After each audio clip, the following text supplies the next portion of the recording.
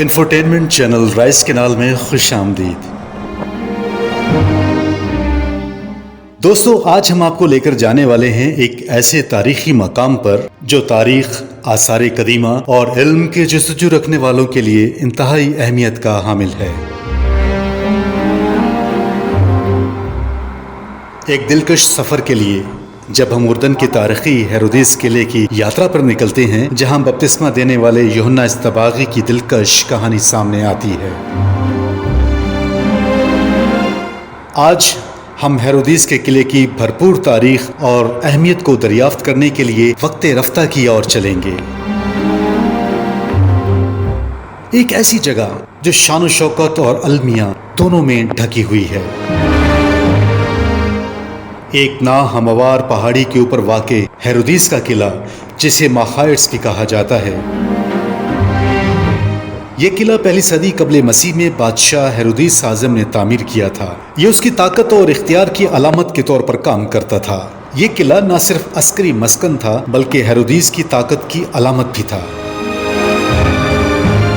اس کا اسٹریٹجک مقام بے مثال نظاروں اور آس پاس کی زمینوں پر کنٹرول کی غمازی کرتا ہے۔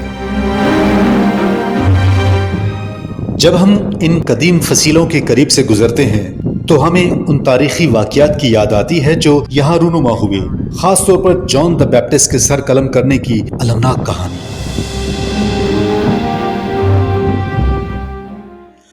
قلعے کے اندر پیش آنے والے ندامت اور اداسی بھرے واقعات ایک پرسکون یاد دہانی ہے۔ ایک چیپل یادگار ان لوگوں کے لیے جائے عظیم ہے جو اس کی عقیدت کے لیے آتے ہیں۔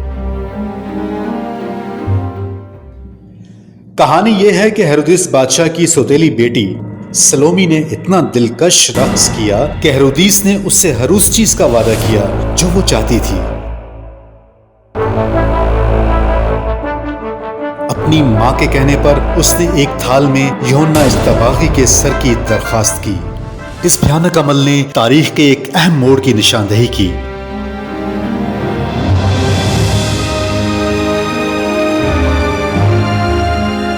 اور آج ہم وہیں کھڑے ہیں جہاں وہ دل دہلا دینے والا واقعہ پیش آیا تھا۔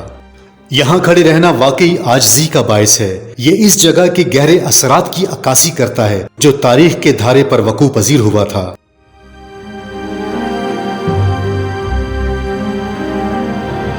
یوحنا اصطباغی کی کہانی طاقت، ایمان اور انسانی فطرت کے پیچیدہ گتھم گتھا ہونے کی یاد دہانی کے طور پر کام کرتی ہے۔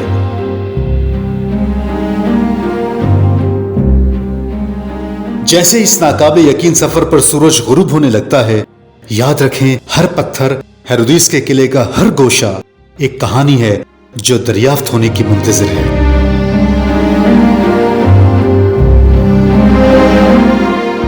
دنیا کے پوشیدہ جواہرات کو تلاش کرنے میں اگلی بار ہمارے ساتھ شامل ہوں۔